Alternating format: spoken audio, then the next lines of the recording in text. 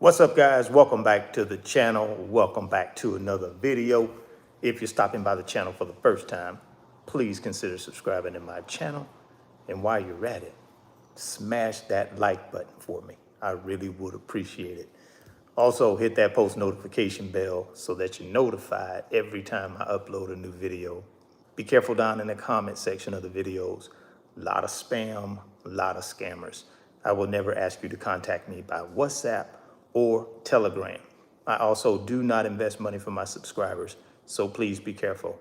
Don't get yourself scammed. If you want up to 12 free stocks, Webull is going to give you up to 12 free stocks when you open a new Webull brokerage account. Put any amount of money in that brokerage account. They're going to give you up to 12 free stocks for just trying out the brokerage app. There's a link down in the description box of this video. Go click on that Webull link. Open up your new Webull account today. Go get that free stock. Go get that free money. I'm going to also send you a Webull tutorial video to walk you through how to use the Webull app to make your first trade. All you got to do is email me. Let me know you've opened your Webull account. Let me know you've funded your Webull account. And I'm going to send you that Webull tutorial video so you can start building wealth today. Now, my email address is down in the description box of this video. So go down to the description box. You're going to see RF Financial Consulting. And right below that, you're going to see my email address. Use that email address. Send me an email. Let me know you've opened that Webull account and funded it. And I'm going to send you the tutorial video. Also, my Instagram page is still compromised. Well, not really compromised. They just disabled it. And the reason I think they disabled it is because I've had so many impersonating Richard Faines on the Instagram platform. And some kind of way, I believe they got me mixed up with one of them. So they've disabled it. I've had to jump through some hoops for them. So hopefully at some point we get the Instagram page turned back on and you guys can DM me there and look at the rest of the content that I was doing on Instagram, and we can get back to having some conversation through Instagram again. But until then, you're going to need to email me. So down in the description box, you'll see that email address. In today's video, I want to talk about why I never pay cash for my real estate properties. And predominantly what I'm talking about here is 1 to 4 family residential properties, whether it be my primary residence or whether it be rental properties where I put tenants in the property. Because a lot of guys and gals have been asking me, hey man, if you're financially free, why do you have a mortgage on your home? Why do you have mortgages on your rental properties? And I wanted to kind of walk you guys through that thought process and explain why I actually do that.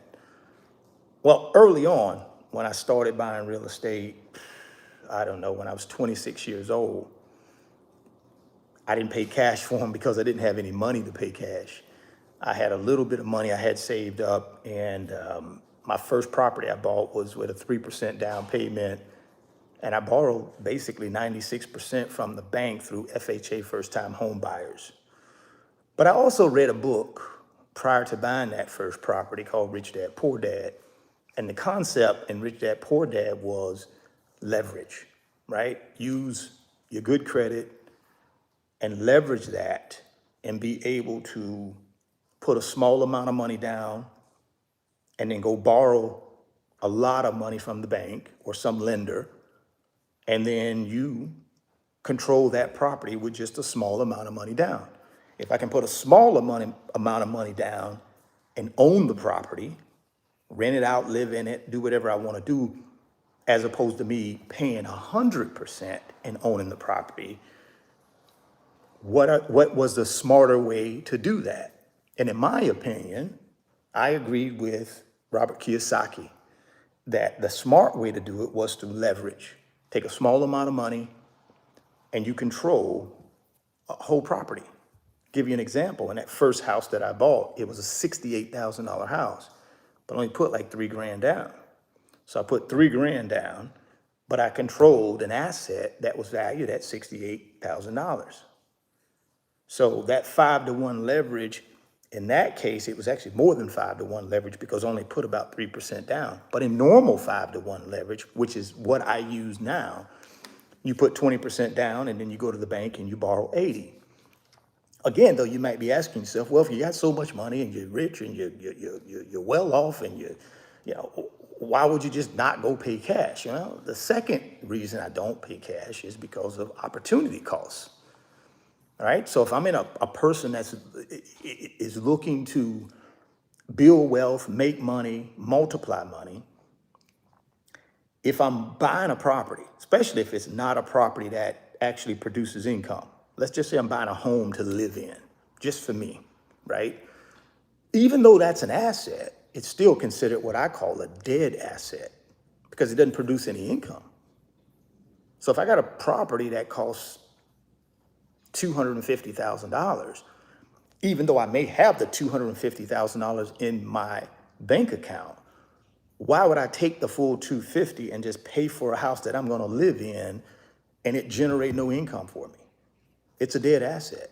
So in that case, instead of me taking my 250 out of the bank or 250 out of investments and paying off a house free and clear, that's a dead asset. I don't do that. I said, well, hey, I tell you what, I'm going to borrow as much as I can borrow from the bank. And in most cases, it's 80%. So I take 80% from the bank, and then I take 20% out of my $250,000 cash reserve or my $250,000 investment, right? And then I control 100% of that property with just 20% down. Now, the money that I could have taken and paid the house in cash, I could take that money now and put it in other things to multiply it, right? I can buy more real estate with it that has income attached to it. I could take that money and invest in multiple businesses that generate a profit for me. I could take that money and put it in paper assets in the stock market, and over time it will grow and grow and grow. So the opportunity cost was just too great for me to be able to take all of my money just to pay for a house that was just going to sit there and I was just going to live in it. Now, some of y'all might say, well, you could Airbnb it. You can rent out a room. You could. Yeah, you could, guys, but you know, if it's my primary residence and I'm living there, I don't want anybody else living there. I'm not saying that's your situation, but that's my situation.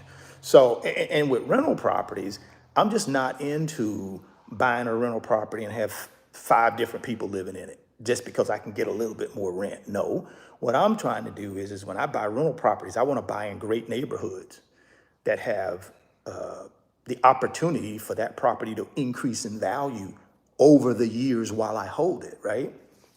So in that situation, it didn't make sense for me paying cash for that either, because the whole deal was my cash needs to be multiplying itself greater than what I'm borrowing the money for.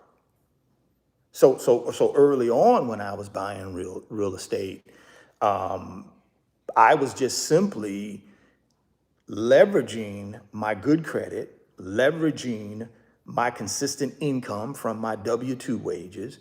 And then I would go to the bank and just say, hey, I'm buying this property in a good neighborhood. Here's the projected rental income. And then the bank would say, oh, this looks like a good property. You got good credit. You have W-2 wages or other income coming in that can pay the mortgage just in case the tenant vacated the property and you didn't get the rental income.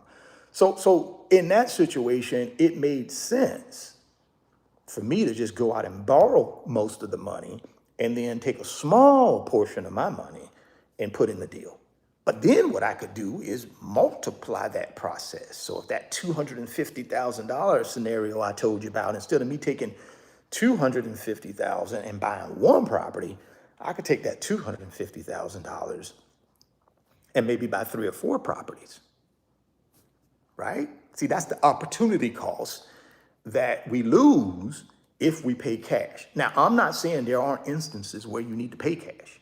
Hey, it's your financial freedom. It's your money. You do whatever you want to do with it. But from my perspective, it didn't make sense for me to take all of my money and just put it all in one property when I could take that money and split it up and buy 3 or 4 properties. So that's the concept I've always thought about when I was buying real estate, whether it be my primary residence or whether it be rental properties. Now let's take a look at some statistics here in the United States. Now there's only about 42% of people who own homes in the United States that actually own that home free and clear. 42% of people. So you got, another 58% that don't own it free and clear, right? They got some type of loan against it. Let's go one step further. Let's take a look at people who are buying new properties that, they don't own it free, they're buying it, right? What percentage of those people that are buying properties pay cash? About 28%. So now you got about 72% of people who are buying properties, actively buying properties. They finance those properties, right? And there's a reason for that. Now let's take a look at wealthy people, really affluent people, right? Billionaires, right? A good portion of these people do not pay cash for their properties, guys. They finance them, or they use their assets and they leverage their assets to go to a lender or some brokerage company, and they leverage their assets to borrow money cheaply to put into properties. Most people, even big time investors, guys, I'm talking about multi-millionaire investors. They don't typically pay cash. When I was in banking for 25 years, rarely did any of my clients pay cash for properties. They always came to us and they financed them. And the reason they financed them is because of the opportunity costs. If I'm buying a $4 million building for my business, why would I take $4 million out of my business just to buy the building? You wouldn't do that, right? You would say, okay, bank, I'm gonna put 25% in and you give me 75%. That's called leverage. Now I get to take the 75% of that 4 million I could have paid cash, and I can take that and invest that back in my business, or I can expand my business and make more money off of that money than just buying it and putting it in a building. That's the same thing people do when they're buying residential properties in most cases. Now, the rule of thumb is when you're in the active income stage of your life, where you're actively earning money, actively making money, you tend not to pay cash for anything, really, right? I'm talking about properties. You tend not to pay cash for properties. Why? Because you're in that active income phase where you got money coming in to actually pay the mortgage, right? Normally, when people get into the passive income stage of their life, they typically want to pay their home off. They pay their property off. Why? Because they're in the passive income stage of their life. Their income is being generated by assets now instead of them trading time for money. When you're in the active stage, and also in the building stage of wealth, you want to take all of your financial resources to build assets that actually produce income. Your primary residence won't produce you any income unless you're doing some type of Airbnb with it, or renting out a room or something like that. But if you're just living in the house, like most Americans do, then it's not going to generate any income. Yeah, it's an asset, right? It could be in a really great location, and that location could be increasing in value every year, but let's be honest, it's not generating any income. So why in the world would I need it, own it free and clear, if it's not generating any income? And I'm in the active and building stage of wealth. I want to be able to take that income and do something with it to multiply it, right? So if I got a $200,000 mortgage left on my property, and I'm actively still working and I'm actively still trying to build wealth, why would I take the $200,000 out of my investments, where it's probably getting a better return than me paying the property off and owning it free and clear, is what I'm saying. Now, some people may say, well, hey, in the environment we're in today, where interest rates are 7.5%, 8%, Why would you just not pay the thing off and be done with it? That's a valid point. It all goes back to what type of return can you get on this money? I'm still of the belief it makes no sense for me to own a property free and clear right now, even with interest rates at 7.5%, 8%. Not for me, it doesn't. So when I bought the dream home, which I did about 7 months ago, we know interest rates were probably in that, I'm gonna say 7 months ago, they were in that 6.5%, 7% range for a 30-year fixed rate mortgage. But see, here's the deal. When you have assets, you got liquidity, you got good credit, right? You got income that's documented and you can show. I was able to negotiate a better deal for me in my situation. I was able to negotiate a 4.5% interest rate that was locked in for 3 years. But it feels like a 30-year mortgage because that's what the payment is based on. So it's an ARM product. It was a 3-3 ARM. Basically, it's locked in for 3 years. It'll adjust one time for the next 3 years, and then it will adjust for its final time if I still have the mortgage in year 7. So I did that because I had the ability from a financial standpoint to be able to do that. So I paid 4.5% interest rate. Now, my house was an expensive house based on my situation, right? Yeah, could I have went and took all of my free cash, taken my investments, liquidated them and paid cash for the house? I could have done that. But I decided not to do that because of the opportunity cost. I said, okay, I'll pay the 4.5% interest rate, but I believe on the rest of that money that I did not have to pay cash for the house, I can put it in the market. I can put it somewhere and get higher than a 4.5% rate of return, right? That's what I decided to do. And that's what I've done pretty much all of my real estate buying career. Since I was 26 years old, I had that methodology. Now, a lot of people, again, will say, well, if you're wealthy and you got all this money, why don't you just pay cash?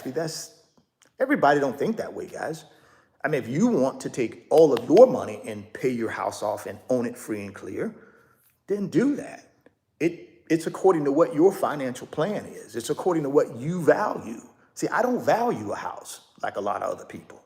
I don't. I look at it as somewhere to live. I look at anything I buy real estate related as an investment, number one. I'm not married to a house, so I don't care if I own it free and clear. I don't care if I got to move. I don't care if I got to sell it. See, I don't get caught up in houses, right? I enjoy them. I live in them. But when it's time to move on, if I ain't made no money, it didn't make no sense for me, especially not paying cash for it. I just would never pay cash for a house, right? Not while I'm still actively out here multiplying money, not while I'm actively still earning. I won't, because it doesn't make any sense for me to take all of my money and pay for a house, and then the house just sits there earning no income. It's just a dead asset. When I could have easily taken that money and put it in a business. I could have put it in the stock market. I could have put it in multiple other properties that do earn income. And that's how I look at it. So it's all about what's important to you in your wealth building process. And if owning your house free and clear is the most important thing to you, and you value that above everything else, then do that.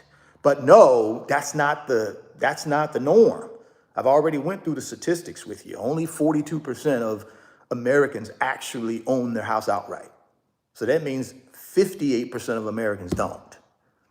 And of people buying new homes, whether it be new construction or buying an existing home from someone else, only 28% of those people pay cash, right? So now you got another 72% of people that actually go get loans, right? And then when you look at the wealthiest of the wealthy, I would make the argument that a very small percentage of those people pay cash for their properties.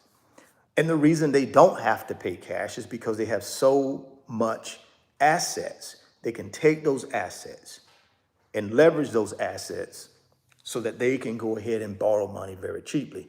See, a lot of these wealthy people don't go out and get a normal 30-year fixed rate mortgage, like many of us do. Most of them don't. Most of them have large investment portfolios with some investment company or a bank, right? Or let's just say you take these billionaires who own these companies where they have a big part of their wealth in stock, right? Someone's managing that for them. They could go to that company or that brokerage company and say, hey, you got, 50 million that you're managing for me. None of it's encumbered. I want to go ahead and pledge a portion of that to buy this property. And see, that's not a normal mortgage. That's them pledging their assets, their stocks, their bonds, their business, whatever assets they have. They can pledge those assets to collateralize them lending them money to buy this property, and they get favorable interest rates. Not like a normal person that goes into a bank and says, hey, I want to buy this house and I want a 30-year fixed rate mortgage. They don't typically do 30-year fixed rate mortgages, not the ultra wealthy, right? They're very, very customized when it comes to borrowing money to buy real estate. And I kind of tend to take that same approach when I buy mine, even though I do fall into the category where I typically get a 30-year mortgage. Typically, I get it fixed rate, but since interest rates were so high when I bought the dream house, I didn't do that.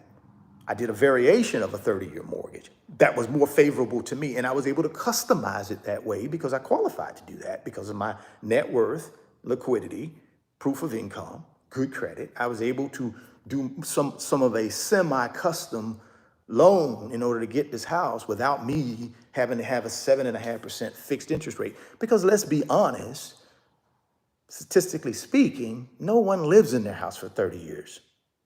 Even though you get a 30-year fixed rate mortgage, no one lives in it for 30 years, right?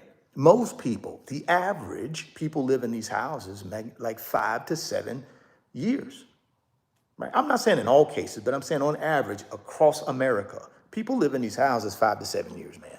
They don't live in 30 years, right? Some people don't even live in that long. So the 30-year fixed rate mortgage thing is not, you don't have to do that unless you're forced into it, right?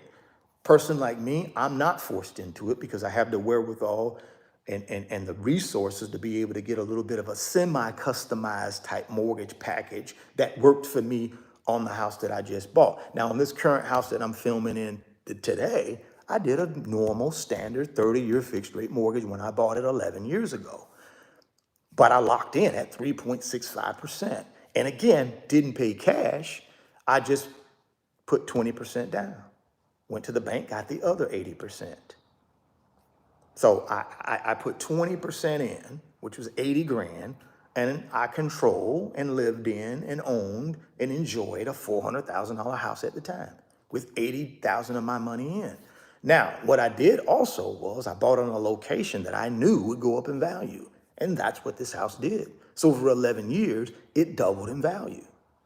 So $80,000 investment, initial, plus I obviously had to pay property taxes and property insurance and HOA, but okay, I'm okay with that. I still doubled my money and only put in 80 grand. See, because the way I look at it is, had I rented a place that's comparable to this, I would have paid more. That's the way I looked at it. So the property taxes, the property insurance, the HOA fees, and the mortgage expense, when you add all that together, it was about $30,000 a year. I would argue it would have cost me $30,000 a year to rent or more because of the quality of life that I was looking for. Now, some of you might say, oh, you could have rented something for $700 a month. That's not the quality of life I wanted. So if I want to compare apples to apples, I got to compare apples to apples. I can't compare apples to grapes. I got to compare apples to apples. So if I want this lifestyle and it's going to cost me $30,000 a year if I buy a property to have it, then I still want the same lifestyle if I rent. And down here where I live, comparing apples to apples, I was going to pay the same. So I said to myself, why rent when I can just put the 80 grand in, bank give me 320 grand, 3.65 fixed rate. And then guess what? On that other 320 grand, had I wanted to take it out of investments and pay cash for the house, now I can keep that in investments. And I would argue over the last 11 years, my rate of return on that 320,000 far exceeded the 3.65 interest rate that I paid on the loan. So I took this property, I bought this house, brand new construction in 2012. So from 2012 to now, right, 2023, 11 years that I've been here, the house has doubled in value, guys.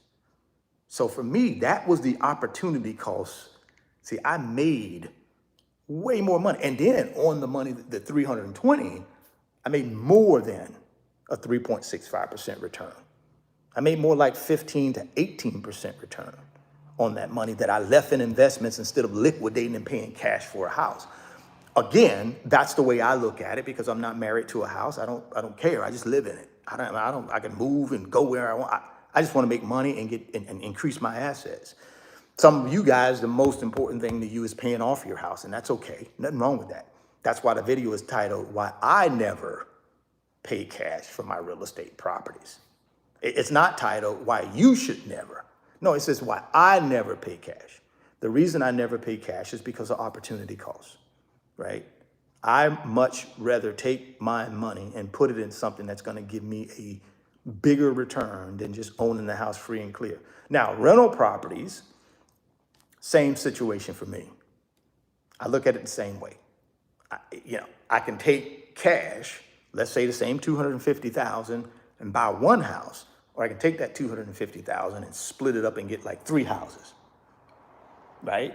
I can do that, right? I can take the 250 and have like 3 or 4 houses, put down payments on them with the 250. And instead of owning 1 free and clear for 250, now I own 4 for 250. That's the way I looked at real estate. Some of you, again, may look at it differently. But that's the way I looked at real estate because I wanted to use real estate to grow my net worth. I wasn't buying real estate for the income. And that may be different for some of you guys. You may be buying real estate for the income. So it makes sense at some point you want to pay the mortgage off so you can get the full impact of the rental income. I never cared about the rental income, not to the capacity a lot of you do. I never looked at real estate, oh, I want to build this big old conglomerate of property so I can have all this income coming in. That's not why I did real estate. I did real estate for the capital appreciation in the property. Buying a good location, put a tenant in it. Buying a good location, put a tenant in it. Buying a good location, put a tenant in it, and just duplicate that 10, 15 times throughout a 20-year period. You make 100 grand on each property. Boom, just put $1 million to $1.5 million in net worth just by owning these properties and just keeping tenants in them, taking care of the tenant, collecting the rent, and just watching them go up in value. So what did you do with the rental income? I paid the mortgage. I paid the property taxes. I paid the property insurance. I did the repair and maintenance. And everything that was left, I put into a reserve account because that money was going to be used for what? The next property. That's how I built my business, man, in real estate. And that's how I've always looked at real estate. Now, the prime real estate fund that I'm getting ready to start is going to be different. We're going to pay cash for all the properties. Why?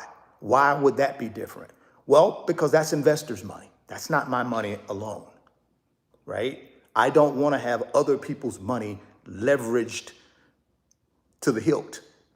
I'd rather have other investors' money along with my money owning these properties free and clear because if we hit a bump in the road, I don't want some bank knocking on the door of the prime real estate fund saying, hey, Richard, your real estate fund owes us 25 mil and we want it.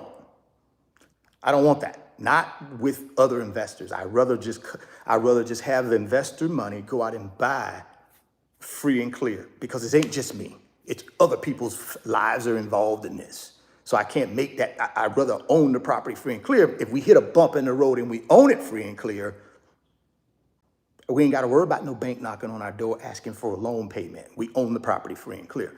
So that's different in the prime real estate fund. But in my personal real estate life, I always borrow money. Always have, and probably always will, even when I get to the golden years and I'm in the passive income game not actively doing anything anymore, I probably still leverage because that's what I'm comfortable with. I'm not afraid of leverage because I know how real estate works. If it's in the right location where people have a desire to live, you're going to be okay. Yep, I may have to hold it longer than I initially thought I would have to hold it if we hit a bump. But typically, if I can hold it, it will resize itself and get back to a point where it's profitable again. And that's what I've done for 25 years. So that's the reason why I don't pay cash, right? I don't pay cash for real estate. And it has worked well for me over the last 25 years. Again, you guys may do this differently. And what really got me to want to do this video was I get in the comment section all the time. Oh, you got a mortgage, so that means you ain't financially free. You're not this, you're not that. It's like, guys, y'all missing the whole point. See, it ain't about my freedom. It's about your freedom. Stop worrying about my freedom. Guys, I'm good. Trust me. And I've been good for a long time. It tickles me how people just worry about your freedom. They're so worried about my freedom.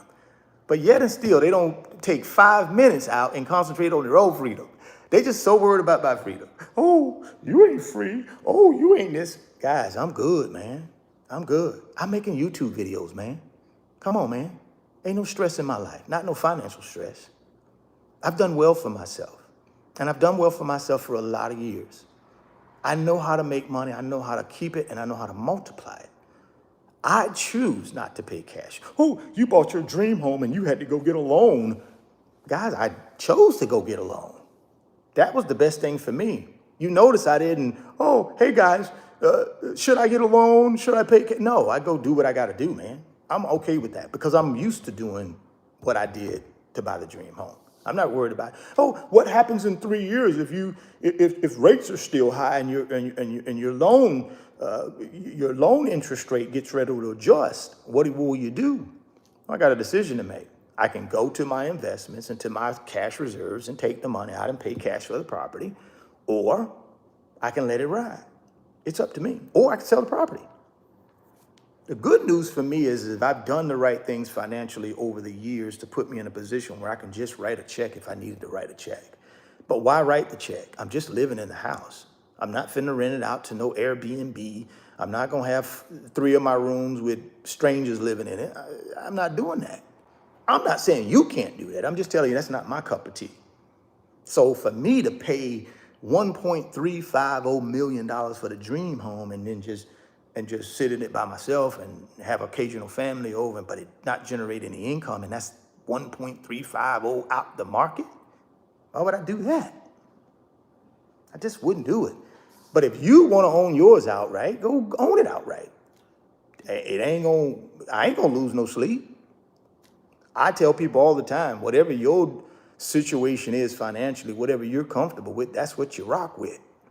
Don't worry about me. I don't care if you pay it off in cash. I could care less. All I want you to do is get the freedom. So if freedom to you means paying your home off and owning it free and clear, then do that. It's your freedom. I'm at my freedom. I do exactly what I want to do. I don't consult nobody when I do it. I just do it on my own. And if I win, I win. If I lose, I lose. But that's part of being an investor. That's part of getting to freedom, is being able to take some risks, some chances, right? Not just blind risks, but calculated, educated risks. And that's what I try to get you guys to do, is open yourself up to other ideas to get you to your freedom. Because what you're doing today ain't getting you to your freedom. You might want to think about a different strategy.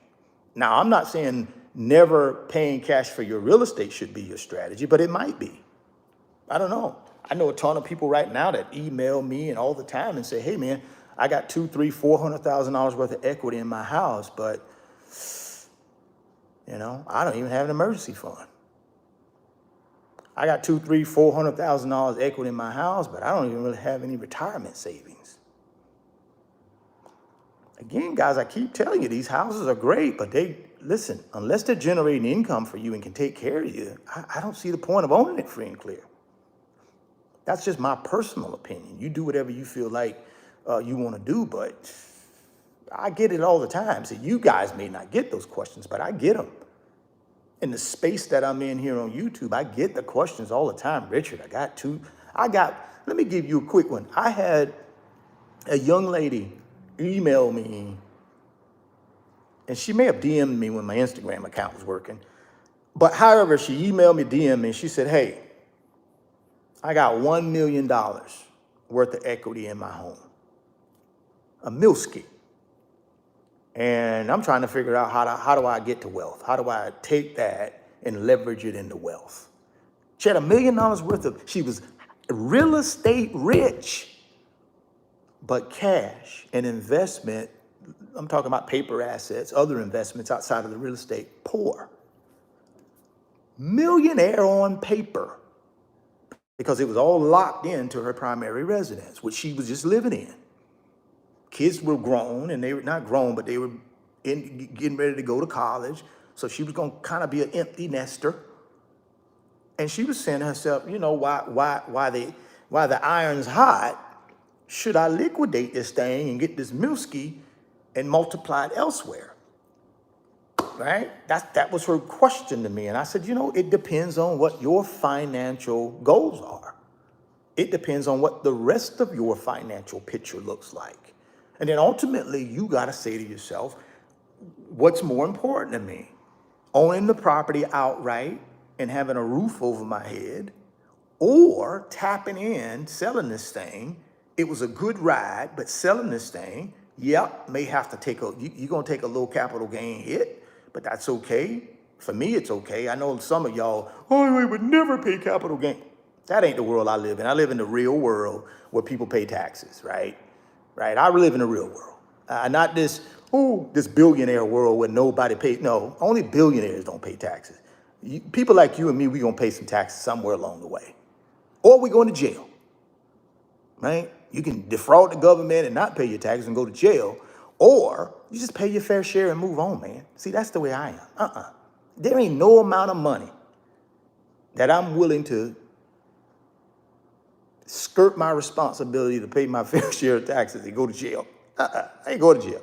No money is important to me that way. Uncle Sam, get yours. I give it to him every year freely. Because why? I want to be able to sleep at night, peace and quiet, right? I don't want the IRS on my back. So she said, hey, I got this milski in equity in the house. I'm saying to myself, this is what I'm saying to myself. Now, I didn't tell her this, but this is what I'm saying to myself. You got $1 million worth of equity, and you asking me, should you liquidate that thing and get on that? Listen, if it was me, been liquidated it. Been liquidated it. It's just a house, guys. I don't know why we get married to these houses like, oh, it's one of my kids. No, it's not. It's a house. It's a wood frame or a brick frame. It's a house. I mean, go buy another one. Now I'm saying to myself, with a milski, plus the kids going off to college, I'm going to get my milski. Boom, do what? Put it to work. Because she was not at financial freedom, guys. Even though she was a millionaire on paper, she was house rich, real estate rich, cash poor. Right? That $1 million in that house was not going to generate any income for her. So she was trying to figure out, do I let this thing go while the market's still good? I don't know what next year is going to bring. I don't know what 2 years from now is going to bring. Do I take this bird in the hand, or do I take a look at that too in the bush?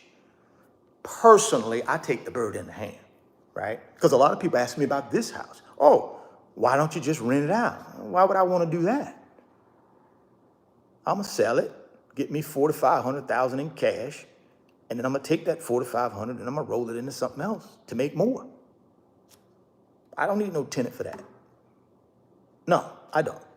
Now, you may want to do that, and that's okay if that's your wealth building process, if that's what's important to you. Toilets and tenants ain't important to me. Now, the prime real estate fund will have a management company handling the toilets and the tenants, because it's going to be a big fund. We're going to have multiple properties in it. So we're going to have a professional management company managing all of that, right? So I'm not going to have to manage tenants and toilets in the prime real estate fund. We're going to have a company do that for us. But in my personal real estate portfolio, I managed the tenants and the toilets because it made more sense, because I was on a small scale. I didn't want to pay a property manager 10% of my little small scale rental income. I figured, hey, if I buy in great neighborhoods where people have a desire to live, I'm not going to have bad tenants, which I never did because of that reason. So I didn't need a property management company, right? So on a larger scale, you go hire somebody to manage your large scale properties. But on a small scale, normally people just manage them themselves, right? To save that 10% for property management fee, right? So that was the concept. So this lady, I believe the way we left the conversation, of course, I would never say, do what I say do. I just said, hey, what are your goals? You got a Milski, it's locked up. You want to free it up and you want to be able to build wealth with it. It seems like your strategy is, hey, how do I get my meal out of this property? And so for me, if it's me, I'd probably just sell the property because I don't want see, for her, there's nothing but downside risk, right? Because if you at the peak and it's a Milski, I don't know how long it's going to stay at the peak. In 5 years, it could be $500,000. Now you just lost $500,000 worth of opportunity. So I don't know. You just have to figure out what's important. But for me, I sell it. I get out of it, right? I get out of it. And that's the way I've always looked at real estate. I've never owned a home where I was like, I'll never leave. This is my dream home. I call the dream home that I just bought the dream home just because that's a nice name for it, right? It is the dream home because that's what I've always wanted. But let's not get it twisted. I'll leave it tomorrow if I needed to. If someone knocked on my door and said, hey man, I'll give you 1.6, I'm out. I paid 1.35. I'm out. I'll take my 250 grand and leave. Go buy me another dream house. See, that's how I am. Y'all might be a little different, but me, I ain't married no real estate. And it does me no good to own it free and clear unless it's generating income. A property that doesn't generate income is worthless to me because it's a dead asset, right? I need my money alive and I need my money multiplying itself every single month through a rent check, right? If I'm going to buy a property free and clear. If I'm just buying it free and clear to live in it, I get it if I'm in the enjoyment stage of wealth, I'm on a fixed income, and I just don't want the worry of having a mortgage payment. I get that. A lot of people in that situation, and I agree with them. Pay your house off, you're on a fixed income. Hey, live your life and not worry about the roof over your head. But a guy like me, who's always looking to make money, who's always looking to leverage, who's always willing to grow his wealth, I don't need to own one free and clear. Because if I get to the golden years, for me, I don't need very much from a living space. I don't need very much. I could do a 1-bedroom as long as it's in a wonderful location that meets my requirements from a lifestyle standpoint. I could be in a 1-bedroom when I'm in the golden years. And I'm good because see, I'm not married to a house. The house don't make me, I make the house, right? The location don't make me, I make the location. And that's how I look at it. So yes, I will never pay cash for a house, at least not right now. Yeah, when I'm 80 years old, could I have the option of just paying off a little condo and not worried about it? Sure. But that's 25 years from now, man. Right now, while I'm out here hustling and continuing to build his wealth, I'm never gonna tie up all my money in a piece of property that's a dead asset. I don't care where it's at. I'm just not gonna do it. I'd rather go leverage my good credit, leverage my proven income, leverage my other assets, get a great interest rate, great customized interest rate, and borrow the money, just like I did with the dream home. I didn't pay no 6, 7, 8, whatever. I paid, my interest rate is 4.5% fixed for 3 years. That's all I need. Because the plan is by 2026, I'm gonna sell it anyways. I'm not gonna be in the dream house that long. I may even sell it next year. I'm sorry, 2025. I may sell it in 2025. As soon as interest rates come down, I'm gonna sell it anyways and make me a cool 150, 250 off of it and move on to the next one. And that's what I'm gonna do from here on out as I buy homes. Every home I buy, it's a 2-3 year live in and sell it. 2-3 year, sell it. 1 year, sell it. And just keep turning it, right? And just try different locations around the country, different locations around Florida, and just use assets to continue turning it and just enjoying life and building wealth, right? That's what it's all about for me. It ain't about no house. It's about lifestyle. Like I said, man, long as it's in a great location and it's clean, I'm good, man. As long as I can get out and breathe in that fresh air, take a walk, hit the beach, hit the mountains, I'm good, man. I don't need anything that's gonna tie up all of my cash and not produce any income for me. Now, if you feel differently about that, hey, no problem. I get it. All of us are not cut from the same cloth. But again, the reason I do not buy real estate cash at this stage in my life is simply opportunity cost. I'm losing money by buying it cash. I'm just losing money. Just think about it, paid cash for the dream home. I'd be losing money right now. But I left that money working in assets. I'm gonna make so much more money by leaving that money in the stock market, multiplying it itself through paper assets, because I'm buying them at a discount right now, guys. Every dollar I put into paper assets right now, I'm gonna double it, in my opinion. That's just my opinion. I'm not a financial advisor. I'm not telling you guys you'll double your money. I'm just telling you this is what I believe. I believe every dollar I put in paper assets right now while they're discounted, in the next bull market, I'm gonna double them. So I couldn't afford to take that much money out of circulation and put it in a house so that I can appease 3 people on my YouTube channel. Ooh, you ain't financially free because you own your house free and clear. See, I already know right there, that's programming. They don't know no better. They don't know no better. That's just programming. And again, I'm not trying to insult anyone. I'm just telling you, there's a whole world out here, man. Now, if you want to stay in your piece of the world and you want to own your house free and clear, and that's what's important to you, then stay there. More power to you. But in the world I live in, it's about what? Lifestyle. That's all it's about. It ain't about no house. It ain't about no car. It ain't about no Rolex watch. It ain't about no private jets. It ain't about no first class plane tickets. Right? It ain't about floor level seats at some basketball game. It ain't about that. Don't get me wrong. That can be part of it. But ultimately, it ain't about that. Ultimately, for me, it's just about being able to control 100% of my time and 100% of my own financial destiny. That's freedom to me. I just want to be able to control my time from the second I get up in the morning to when I lay my head and say my prayers and go to sleep. That block of time, I want to control. Yeah, I don't want somebody else controlling it. I want to control it. Right? See, that's freedom to me. Now, freedom to you, you may have a different definition, and that's okay. You know, we're all unique. The good thing about all of us is there's no one in this world like you. You're unique. I'm unique, right? So that doesn't mean we got to have the same financial freedom end game. Your financial freedom end game can be different. It's okay, right? It's about your end game. But my end game comes down to 2 simple things: controlling my time and controlling my own financial destiny. That's it. So every move I make financially is towards that. It's not towards a house. It's not towards a car. Although those things come into play, right? They come into play. But push come to shove, those 2 things are really why I do what I do. The question is, why do you do what you do? Do you have a reason for doing what you're doing right now? The moves you're making financially, are they going to get you where you need to be?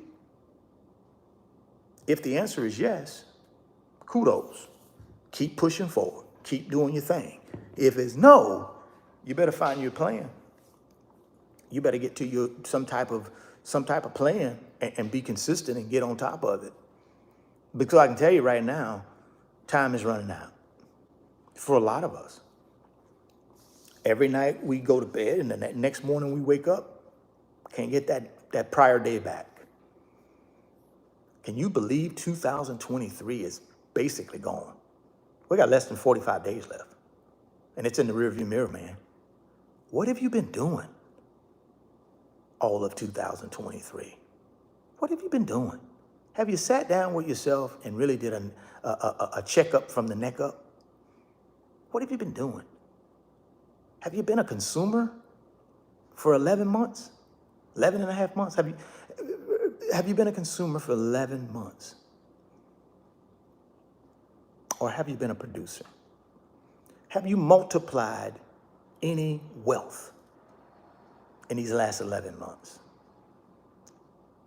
Are you on track to get to your freedom? Are you doing anything? Are you buying assets? I don't know. You got to answer that question, guys. I'm just throwing it out there for you to think about, right? Because it ain't about my freedom. It's about your freedom. This whole channel is about sharing my experiences financially with you guys so that you can take whatever you need, as much as you need or as little as you need, to help get you to freedom. I've given you my strategy on buying real estate, with the exception of the prime real estate fund. That will buy real estate cash. And the reason it's buying it all cash because I'm not the only investor. We have plenty of other people, money invested. I can't sleep at night knowing I got a mortgage on these people's money, right? So that's the reason the prime real estate fund will not be getting any loans. But personally, for 25 years, I've never bought a property without a loan, ever, in 25 years. And I've owned a lot of properties. Never, not once. Didn't need to. The strategy was 5-to-1 leverage, OPM, borrow other people's money. And that was through the bank, right? You go in there, put your little deposits in there. Oh yeah, we'll give you this little interest rate. Oh, we ain't gonna give you an interest rate. You go put all your money in the bank. A guy like me come in there, borrow it. It's your money they lending me. And then I take it, leverage it, go buy me some assets. See, that's what these rich, wealthy people do, guys. All the money you sticking in the bank, guess what them wealthy people do? They go get it. And then they multiply it. They give the bank back your money, and then they be done built wealth off your money.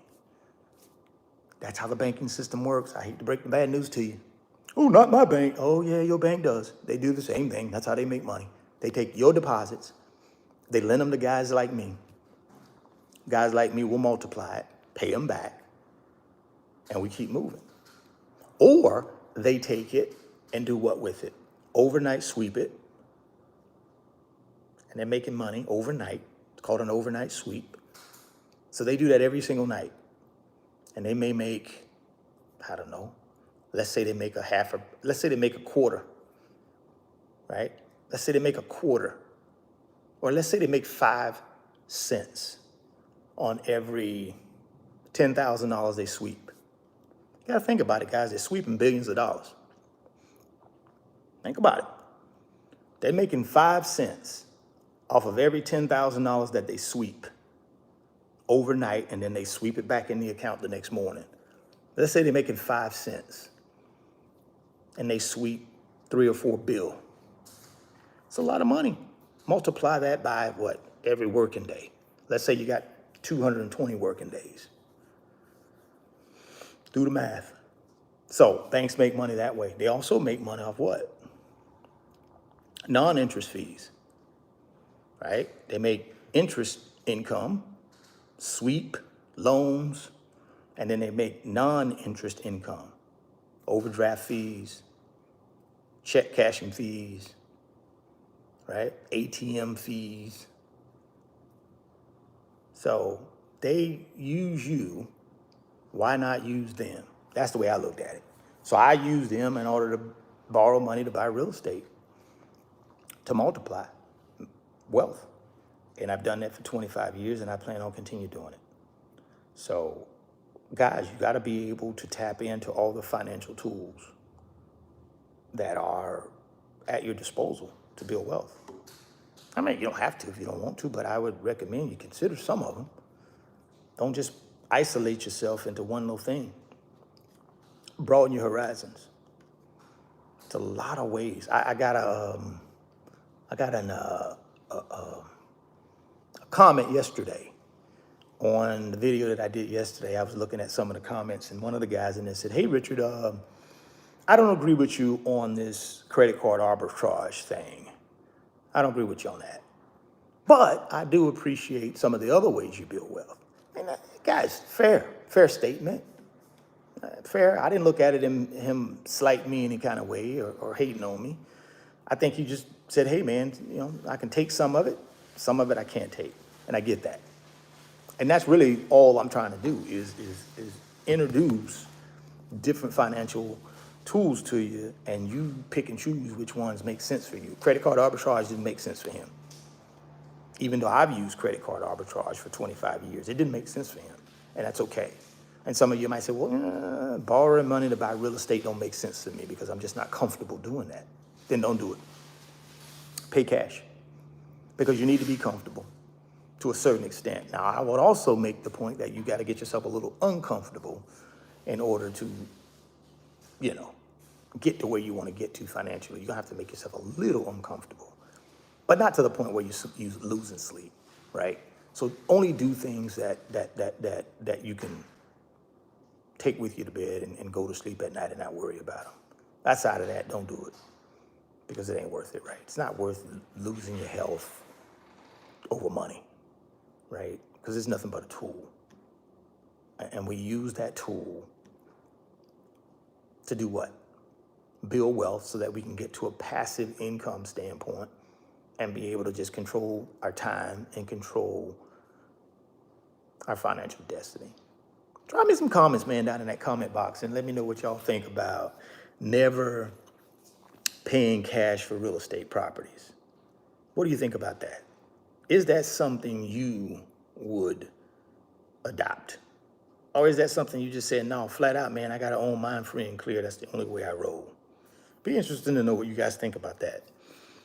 Really, really interesting to know, because, again, I told you I get comments quite a bit, and I look at some of the comments, and lately, especially anytime I talk about real estate or I talk about loans and things like that, I'll get that comment, oh, you're not at freedom. You don't own your home free and clear. Like, that's freedom.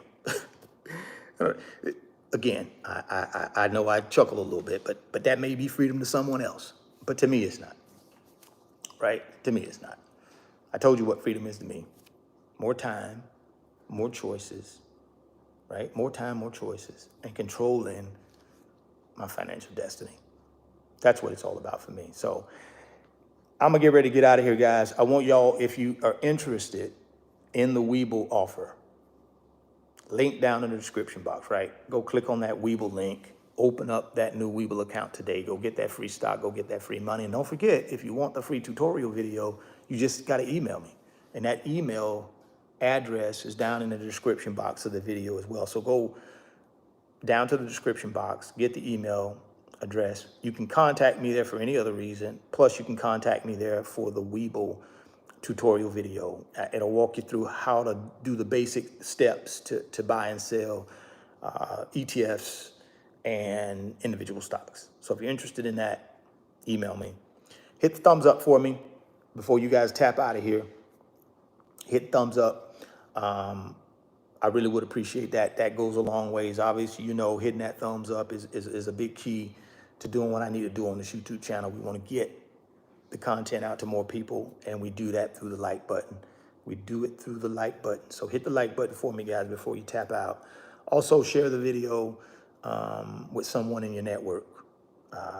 Whoever's out there in your network, let's not make that determination for them. Send them the link. Tell them to check it out. And then hopefully, who knows, maybe they get a nugget or two, right? Because y'all know I'm here every day doing the same old. I know y'all appreciate it because you tell me you do. So that gives me the motivation to get myself up and give y'all my opinion on what's happening in the financial world. If you guys haven't had a chance, go check out my video I did yesterday. I think it was a live stream, but it's up as a video now. Go check that out. We talked a little bit about the October CPI inflation report. So go check that out.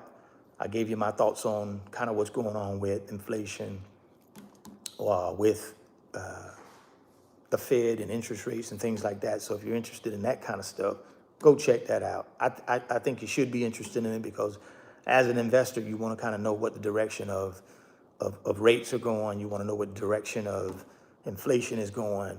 You want to also know what direction the jobs market is going. You want to know what direction ultimately the economy is going. It'll help you be a better investor. It'll help you be more informed.